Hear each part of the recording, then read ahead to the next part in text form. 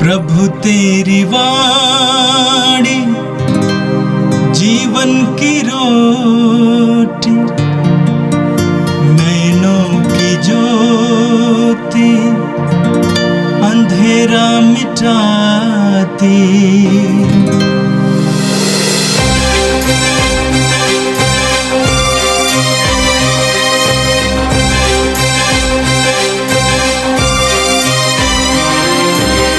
प्रभु तेरी वाणी जीवन की रोटी, नैनों की ज्योति अंधेरा मिटाती। प्रभु तेरी वाणी जीवन की रोटी, नैनों की ज्योति अंधेरा मिटाती। वाणी वाणी वाणी वाणी वाणी पवित्र है, शाश्वत है, जीवन का मन्ना है। 24 अक्टूबर सोमवार। पहला पाठ एफेसियों के नाम संत पौलुस का पत्र, अध्याय 4 पद संख्या 32, अध्याय 5 पद संख्या 8 तक। आप लोग मसीह की तरह प्रेम के मार्ग पर चलिए। आप लोग एक दूसरे के प्रति दयालु तथा सहृदय बन जाइए। जिस तरह ईश्वर ने मसीह के कारण आप लोगों को क्षमा कर दिया है, उसी तरह आप भी एक दूसरे को क्षमा कर दीजिए। आप लोग ईश्वर की प्रिय संतान हैं, इसलिए उसका अनुसरण कीजिए और प्रेम के मार्ग पर चलिए। जिस तरह मसीह ने आप लोगों को प्यार किया है और सुगंधित भेंट तथा बलि के रूप में ईश्वर के प्रति अपने को हमारे लिए अर्पित कर दिया है, जैसा कि संतों के लिए उचित है। आप लोगों के बीच किसी प्रकार के व्यभिचार और अशुद्धता तथा लोभ की चर्चा तक न हो, और न भद्दी, मूर्खतापूर्ण या अश्लील बातचीत, क्योंकि यह अशोभनीय है। बल्कि आप ईश्वर को धन्यवाद दें। आप लोग यह निश्चित रूप से जान लें कि कोई भी व्यभिचारी, लंपट अथवा लोभी जो मूर्ति पूजक के बराबर है, मसीह और ईश्वर के राज्य के अधिकारी नहीं होगा। कोई भी निरर्थक तर्कों से आप लोगों को धोखा न दे। इन बातों के कारण ईश्वर का क्रोध विद्रोही लोगों पर आ पड़ता है, इसलिए उन लोगों से कोई संबंध न रखिए। आप लोग पहले अंधकार थे, अब प्रभु के शिष्य होने के नाते ज्योति बन गए हैं। यह प्रभु की वाणी है। संत लूकस के अनुसार पवित्र सुसमाचार, अध्याय 13 वाक्य 10 से 17 तक। ईसा विश्राम के दिन किसी सभागृह में शिक्षा दे रहे थे। वहाँ एक स्त्री आई जो अबदूद लग जाने के कारण 18 वर्षों से बीमार थी।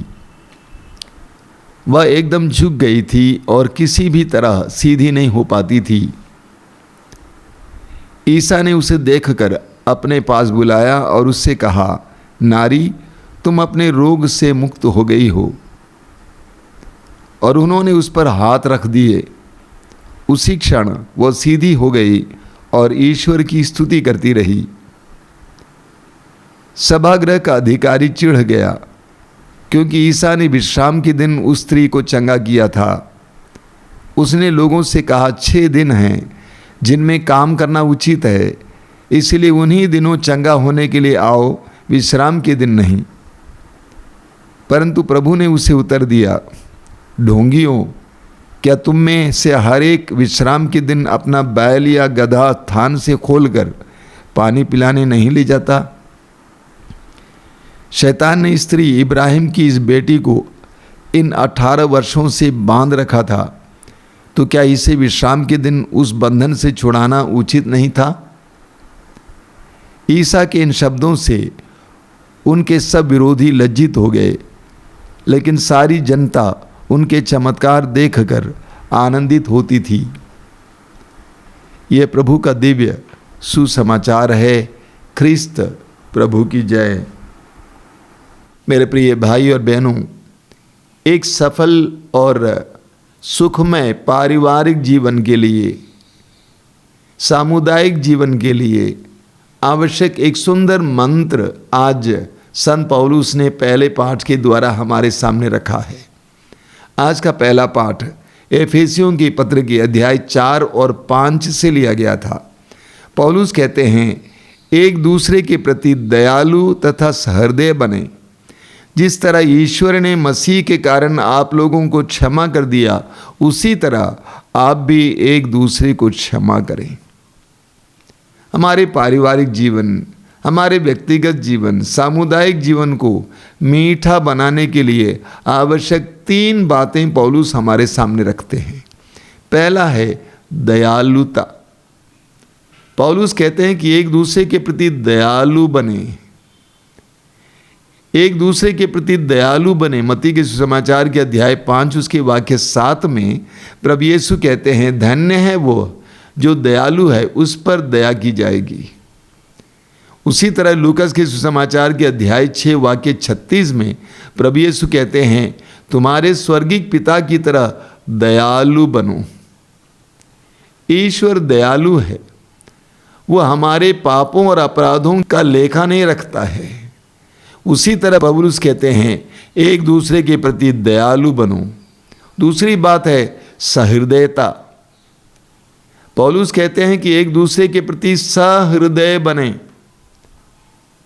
यानी जिनके हृदय हों।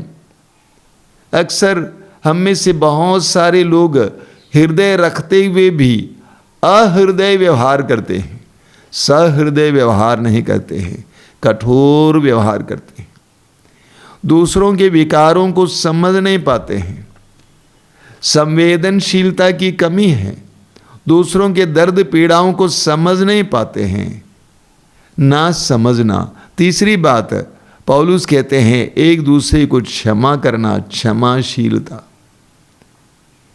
एक दूसरे को क्षमा करना, क्षमाशीलता। प्रभु यीशु ने कहा, जिस नाप से तुम दूसरों के लिए नापोगे, उसी नाप से तुम्हारे लिए भी नापा जाएगा। ये 3 बातें हमारे लिए एक सुंदर, सुखमय, शांतिपूर्ण जीवन के लिए आवश्यक बातें हैं। दयालुता, सहृदयता और क्षमाशीलता। संत पौलुस आज के पाठ में आगे हमें बताते हैं कि इस बात को मत भूलना कि तुम ईश्वर की संतान हो, और ईश्वर की संतान हो तो ईश्वर का अनुसरण करो और ईश्वर के अनुसार व्यवहार करो। जैसा पिता वैसा बेटा, जैसा पिता वैसा बेटा।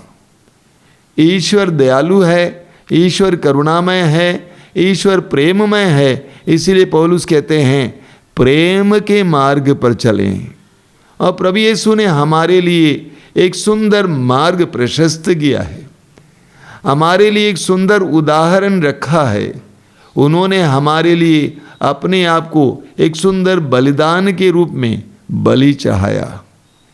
पौलुस कहते हैं, यीशु के उस सुंदर उदाहरण का अनुसरण करें और अनुकरण करें और ईश्वर के प्रेम के मार्ग पर चलते रहें। आगे पौलुस कहते हैं कि हम सभी संत हैं।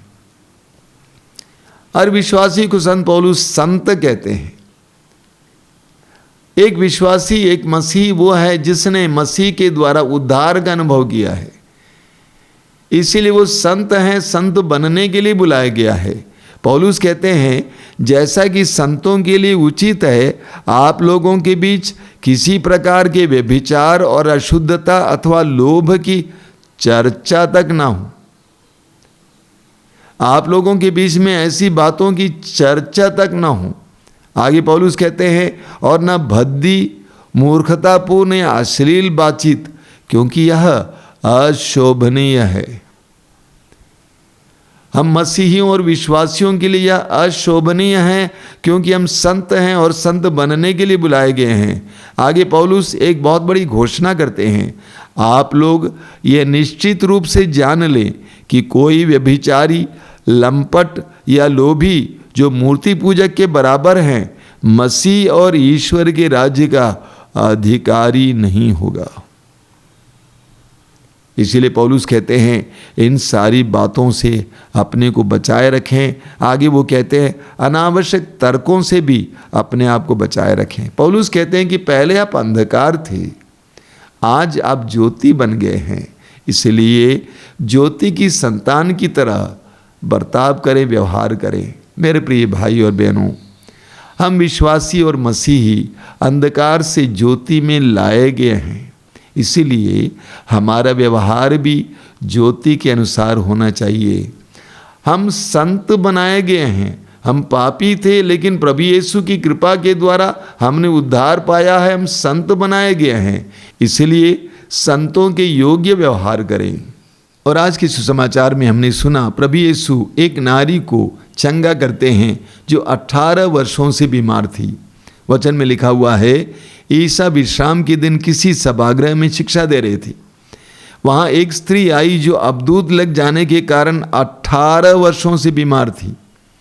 वह एकदम झुक गई थी और किसी भी तरह सीधी नहीं हो पाती थी। ईसा ने उसे देखकर अपने पास बुलाया और उससे कहा, नारी, तुम अपने रोग से मुक्त हो गई हो। और उन्होंने उस पर हाथ रख दिए। उसी क्षण वह सीधी हो गई और ईश्वर की स्तुति करती रही। वचन में आपने सुना, वह स्त्री 18 वर्षों से अबदूत लग जाने के कारण बीमार थी। क्या बीमारी थी? वह बिल्कुल झुक गई थी। कई दवाइयां की, कई लोगों के पास गई, लेकिन वह सीधी नहीं हो पाती थी, बिल्कुल झुक गई थी। जरा उसकी परिस्थिति के बारे में सोचिए। शायद वो ईश्वर को कोसती थी कि ईश्वर तूने मुझे ऐसा क्यों बनाया, मैं सीधी नहीं हो पाती हूं, मैं लोगों को ढंग से देख नहीं पाती हूं, कोई काम नहीं कर पाती हूं, सीधे से लेट नहीं सकती हूं। कितनी दर्दनाक परिस्थिति में वो नारी थी। वो शायद ईश्वर को कोसती थी, लेकिन प्रभु यीशु ने उसके अंदर जो अबदूत था उसको निकाल दिया, तो वो सीधी हो गई और ईश्वर की स्तुति करने लगी। वो सीधी हो गई और ईश्वर की स्तुति करने लगी। कोसने वाली अब स्तुति करने वाली बन जाती है। बहुत सारे लोग उस झुकी हुई नारी की तरह हैं। आज अपने पापों के कारण झुके हुए हैं, दोष भावना के कारण झुके हुए हैं, ईर्ष्या जलन के कारण झुके हुए हैं, वासना के कारण झुके हुए हैं, कई प्रकार की दुष्ट आत्माओं के वश में होने के कारण झुके हुए हैं, सीधे नहीं हो पाते हैं, ईश्वर को कोस रहे हैं, दूसरों को कोस रहे हैं। लेकिन जब वे यीशु के पास आ जाते हैं, यीशु उन पर स्पर्श करते हैं, उस अबदूत और दुष्ट आत्मा को निकाला जाता है, तो वे पूरी तरह से सीधे हो जाते हैं और ईश्वर की स्तुति करने लगते हैं। उनकी भाषा बदल जाती है, उनका चेहरा बदल जाता है। योहन के पहले पत्र के अध्याय 3 वाक्य 8 में हम पढ़ते हैं, योहन कहते हैं, ईश्वर का पुत्र इसलिए प्रकट हुआ कि शैतान के कार्य समाप्त कर दे। मैंने देखा है कि कितने सारे झुके हुए लोग सीधे हो गए हैं। अपनी जिंदगी में ईश्वर को कोसने वाले लोग, छिपने वाले लोग प्रभु के पास आने के बाद सीधे हो गए हैं और ईश्वर की स्तुति करने वाले बन गए हैं। हजारों लोगों के जीवन में ये अद्भुत कार्य आज भी हो रहा है। यीशु ये करते हैं क्योंकि यीशु को अधिकार है। योहन के सुसमाचार के अध्याय 8 उसके वाक्य 36 में प्रभु यीशु कहते हैं, यदि पुत्र तुम्हें स्वतंत्र करेगा तो तुम सचमुच स्वतंत्र हो जाओगे।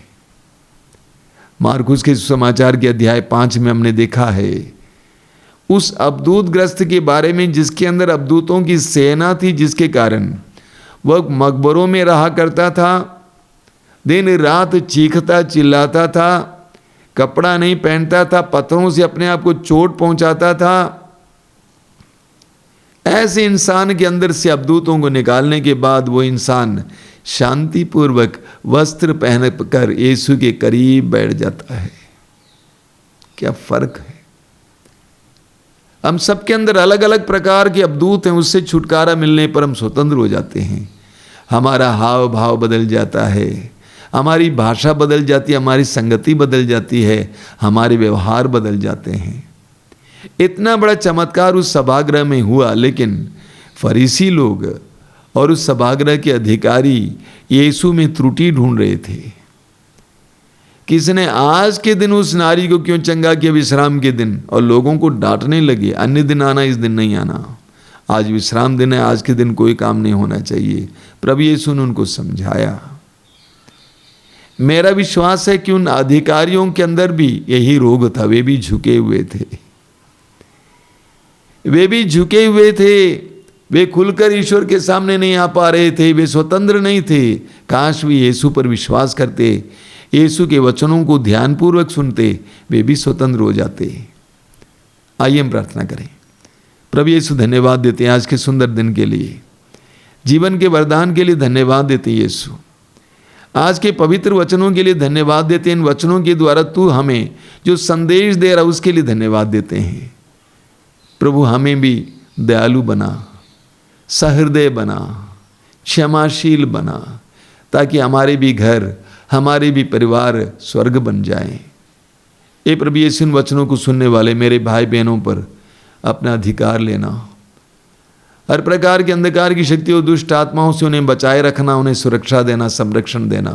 हमारी इस प्रार्थना को ग्रहण कर। आमीन। प्रभु तेरी वाणी जीवन की रोटी, नैनों की ज्योति अंधेरा मिटाती। वाणी वाणी वाणी वाणी